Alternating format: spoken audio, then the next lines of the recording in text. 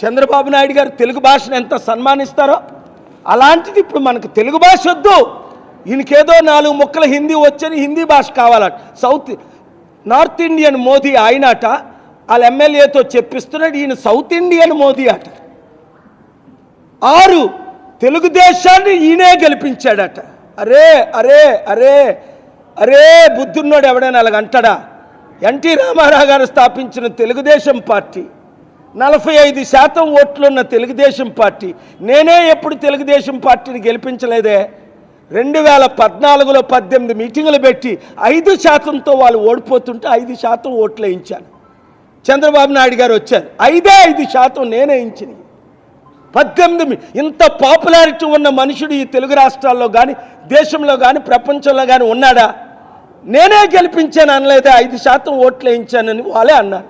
చంద్రబాబు నాయుడు గారు 1%తో గెలిచారు, లేదా 4%తో జగన్మోహన్ రెడ్డి గారు 2014లో ముఖ్యమంత్రి అయ్యేది. ఆయన కడుపు కొట్టి చంద్రబాబు నాయుడు గారు క్యాంపెయిన్ చేశారు. అక్కడ మోదీకి, జయలలితకి, కేసీఆర్కి, నవీన్ పట్నాయక్కి. ఈయన బీజేపీని ఈయన గెలిపించాడట. నాకు సిగ్గే వస్తుంది ఆయన మాటలు వింటుంటే. ఆ టీవీ ముందు ఏం చేయాలో అర్థం అవ్వాల. అరే బాబు అరే బాబు అరే బాబు, నాశనానికి ముందు గర్వం వస్తుంది అని బైబిల్లో మాటే గుర్తొచ్చింది. ఈయన నాశనం అయిపోవడానికి ఇంత గర్వం వచ్చిందా, ఇంత అహంకారం వచ్చిందా? 8 ఒరే నీ కర్మరా వర్మ అన్నాడు వాళ్ళ అన్నయ్య. వర్మ అని పేరు అట్టుకుంటా. చంద్రబాబు నాయుడు గారు పవన్ కళ్యాణ్ ఏమన్నారు? మా గెలుపుని మీ చేతిలో పెడుతున్నామంటే వర్మ గారు వండ తిని వీళ్ళ మాటలకి మోసపోయిన మాటలకు లడ్డూలు తిని 1,00,000 ఓట్లు వేయించాడు ఎక్స్ ఎమ్మెల్యే వర్మ గారు. పాపం ఆయన్ని కర్మరా అంటున్నారు. ఇప్పుడు ఇంత ఇన్సల్ట్ చేయొచ్చు ఆయన్ని పిలిపి? ఎలక్షన్ అయిపోయిన తర్వాత ఏమన్నారు పవన్ కళ్యాణ్? నా గెలుపుకి మీరే కారణం అండి అని వర్మ అన్నారు. మరి ఇప్పుడేమంటున్నారు? వర్మ పేరేనెత్తాడా పవన్ కళ్యాణ్? ఇంత అవినీత ప్రపంచంలో ఇలాంటి అవినీతి కుటుంబం ఉంటుందా? చిరంజీవి పవన్ కళ్యాణ్ 10వ మాట, ఇదైతే ఆశ్చర్యంగా ఉంది. నాగబాబు అంటాడు, ఇండియన్ క్రికెట్ మ్యాచ్ మాది సమానం, జనసేనది సమపోలికలట. అయ్యయ్యో, ప్రపంచాన్ని గెలిచిన ఇండియన్ క్రికెట్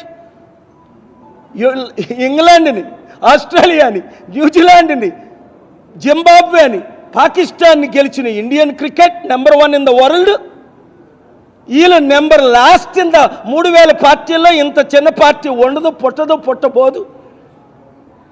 చిరంజీవి కాంగ్రెస్ పార్టీలో విలీనం చేసిన తర్వాత 2011లో పవన్ కళ్యాణ్ పోటీ చేస్తే కనీసం 1% ఓట్లు రాలేదు వాళ్ళకి. 2014లో ఈయన 5 పార్టీలతో సిపిఐ, సిపిఎం, బిఎస్పి, జేడీతో పార్టీలు పోటీ చేస్తే జనసేన 5 పార్టీలతో 6% ఓట్లు వచ్చాయి వీళ్ళకి. వీళ్ళు బీజేపీని గెలిపించారు, టీడీపీని గెలిపించారు. లైఫ్లో డిపాజిట్లు రావని తెలిసి నేల మీద పడి, చంద్రబాబు నాయుడు పాదాల మీద పడి, అమిత్ షా పాదాల మీద పడి మాకు భిక్ష పెట్టండి. నిన్న కలిశాడు మరల దేనికి? ఆ చంద్రబాబు నాయుడికి మా నాగబాబుకి మంత్రి పదవి ఇవ్వండి అని. ఈ మాటలు మీరు లైవ్లో కంటిన్యూగా ఇచ్చుకోండి. ఎంత బాగున్నాయి సత్యాలు. ప్రతి ఒక్కరు ఇచ్చుకోండి మీ రేటింగ్లు. లైవ్లు ఇచ్చిన వాళ్ళందరూ ఎడిట్ చేయకుండా దేవుడు దీవించునుగాక. లైవ్లు ఎవరి వారిని దేవుడు క్షమించడు, చెప్పించుగాక అన్న అప్పుడే ఆ టైం కూడా వస్తుంది. ఎందుకు? సత్యం ప్రజల ముందు తీసుకెళ్లాలో వద్దా మీడియా? నేను ఎవరినైనా తిడుతున్నానా, సత్యం మాట్లాడుతున్నానా? ఆ పవన్ కళ్యాణ్ ఇండియన్ క్రికెట్ మ్యాచ్తో నాగబాబు పోల్చుకునే కంటే ఇంకా మా ముగ్గురు, చిరంజీవి, పవన్ కళ్యాణ్, నేను, నాగబాబు, బ్రహ్మ విష్ణు మహేశ్వరులు అంటే బాగున్నేమో, లేదా తండ్రి కుమార పరిశుద్ధాత్ములు అంటే బాగున్నేమో. వీళ్ళు ఎవరు ప్యాకేజ్ స్టార్లు? ఎవరు రోజుకో మాట మార్చిన? మోదీని, అమిత్ షాని తిట్టి ఇప్పుడు మోదీని, చంద్రబాబు లోకేష్ని తిట్టి ఇప్పుడు వారి భిక్షతో బతుకుతున్నవారు. మేము వారిని గెలిపించాం. ఆ చంద్రబాబుకైనా బుద్ధి ఉందా అనిపిస్తుంది ఒకసారి.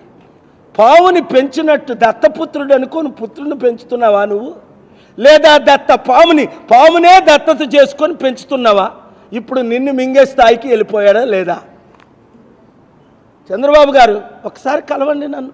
ఆ జగన్ కలవలేదు. ఇప్పుడైనా సరే జగన్మోహన్ రెడ్డి నన్ను కలిస్తే, ఒక్కసారి ఓపెన్గా కలిస్తే 7 రోజుల్లో రెడ్ బుక్ని క్లోజ్ చేస్తా, నా ప్రేయర్ బుక్ని ఓపెన్ చేస్తా. మరలా ఒక్క వైసీపీ నాయకుడిని అరెస్ట్ చేయకుండా స్పిరిచువల్గా, లీగల్గా, పొలిటికల్గా, స్ట్రాటజిక్గా ప్లాన్ చేసి 7 రోజుల్లో జగన్మోహన్ రెడ్డి గారు నన్ను కలిసిన 7 రోజుల్లో రుజువు చేస్తా.